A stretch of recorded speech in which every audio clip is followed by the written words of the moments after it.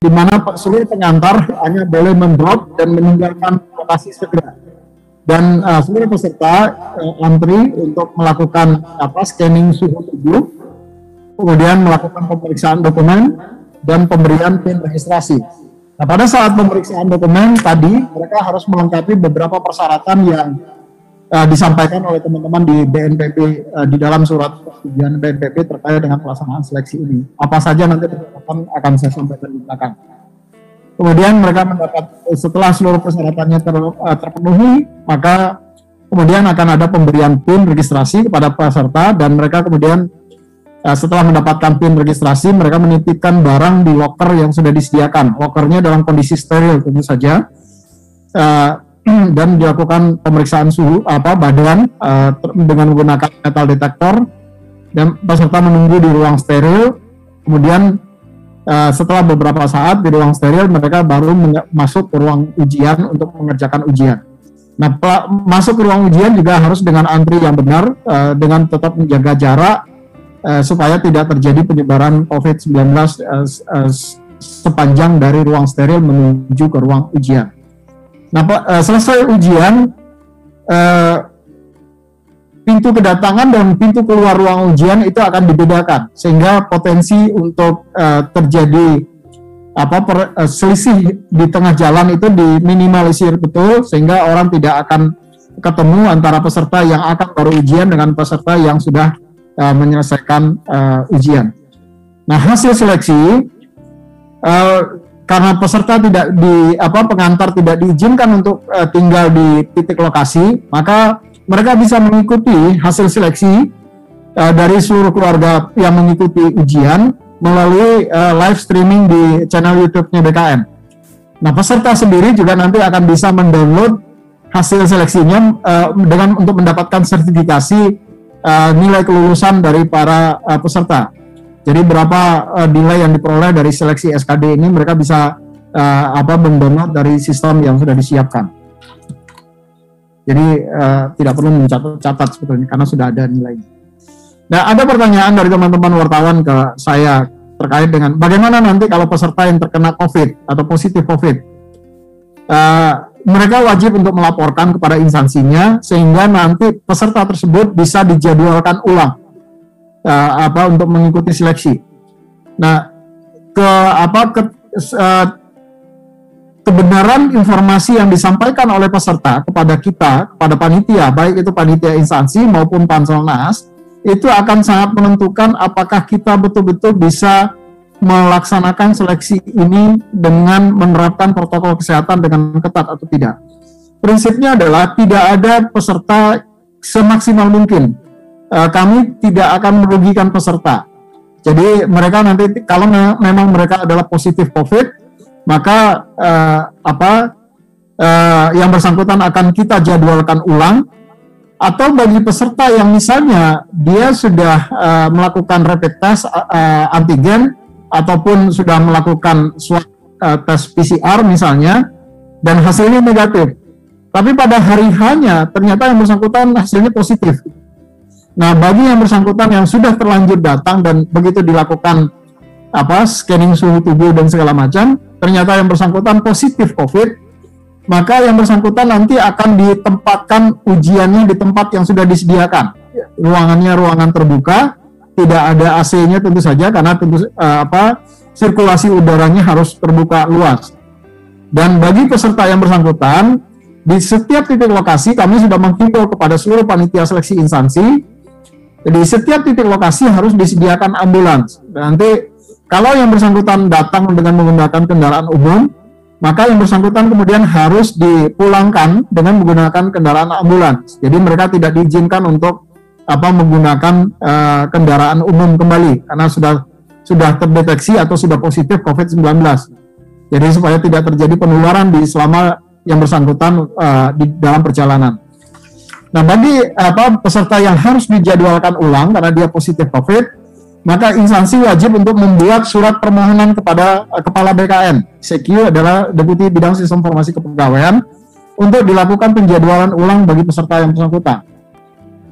Nah, ini adalah beberapa hal di dalam rekomendasi Ketua Satgas COVID-19 dengan nomor surat D115 Kepala Satgas PD.01.02/2021.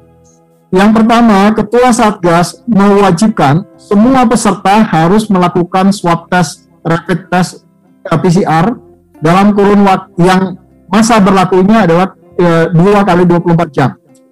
Atau rapid test antigen yang kurun waktu berlakunya adalah 1 kali 24 jam dengan hasil negatif atau non-reaktif. Yang pelaksanaannya wajib sebelum mengikuti seleksi calon aparatur sipil negara 2021. Jadi kalau misalnya dia mengikuti seleksinya besok misalnya, maka paling tidak hari ini mereka sudah mengantongi hasil rapid test antigen. Jadi disesuaikan kira-kira 1 kali 24 jam waktunya. Kemudian seluruh peserta diwajibkan untuk menggunakan masker 3 lapis atau 3 play dan ditambah dengan masker kain. Jadi ada double masker.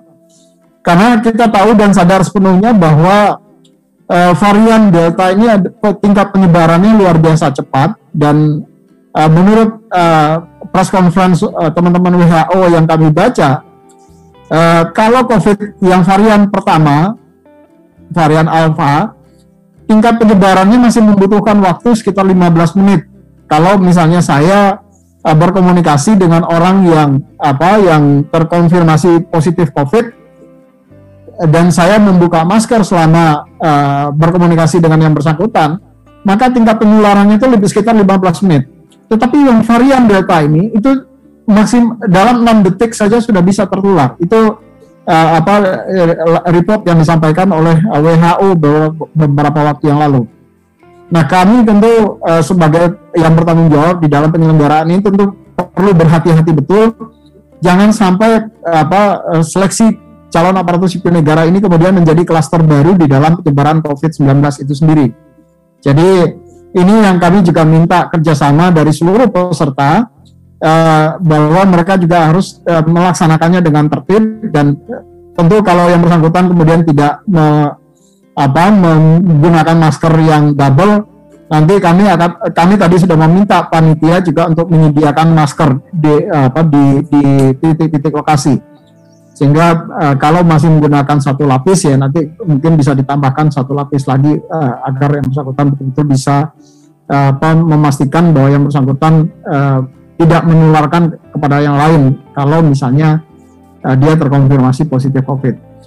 Kemudian menjaga jarak itu tetap physical distancing minimal 1 meter, dan cuci tangan dengan sabun ini adalah yang sudah normal kita lakukan. Dan ruang kegiatan juga maksimal diisi hanya 30% dari kapasitas normal ruangan. Jadi ini yang perlu kita secara bersama-sama. Nah, khusus untuk peserta yang seleksi di wilayah Jawa, Madura, dan Bali, maka yang bersangkutan wajib sudah mengikuti vaksin dosis tahap pertama. Jadi ini yang teman-teman Satgas meminta khusus bagi peserta Jawa, Madura, dan Bali, mereka wajib untuk sudah mengikuti vaksin dosis pertama. Namun demikian, kami sadar betul bahwa tidak semua orang kemudian kan bisa divaksin. Nah, kalau ada orang yang tidak bisa divaksin, misalnya ibu hamil atau menyusui, kemudian penyintas COVID yang waktunya belum 3 bulan, kemudian orang yang komorbid yang kemudian tidak bisa divaksin, maka yang bersangkutan wajib untuk membawa surat keterangan dokter yang menyatakan bahwa peserta tersebut tidak bisa divaksin. Jadi mereka masih tetap diberikan kesempatan, tapi harus membawa surat keterangan dokter yang menyatakan bahwa mereka tidak bisa divaksin karena beberapa alasan. Kemudian wajib vaksin ini di daerah Jawa, Madura, Bali itu seluruh instansi itu harus segera berkoordinasi dengan Satgas COVID setempat untuk memastikan ketersediaan vaksin dan memobilisasi percepatan vaksinasi. Ini tadi juga sudah kami himbau kepada seluruh instansi waktu kami rapat koordinasi tadi pagi. Dan apabila ketersediaan vaksin pada H-3 itu ternyata tidak mencukupi, maka pansel instansi itu dapat memutuskan tentu setelah berkoordinasi dengan kami di pusat, apakah peserta tadi wajib atau tidak wajib mengikuti vaksin. Kami tentu saja sangat mendorong bahwa prinsip utamanya adalah kita tidak boleh merugikan para peserta. Jadi ada memang kebijakan pemerintah yang harus kita penuhi, kita laksanakan secara bersama-sama, tetapi juga pelaksanaan agar upaya untuk mencegah penyebaran COVID ini betul-betul bisa kita minimalisir. Maka kerjasama dari semua pihak tentu sangat diharapkan dalam hal ini. Jadi bagi instansi-instansi yang kemudian ketersediaan vaksinnya di wilayahnya sangat rendah sehingga diperkirakan tidak mampu mencukupi kebutuhan peserta, maka mereka bisa bersurat dan nanti akan kita putuskan apakah peserta tadi wajib atau tidak wajib vaksin. Sangat ini yang tadi juga sudah kami himbau kepada seluruh instansi. Itu mungkin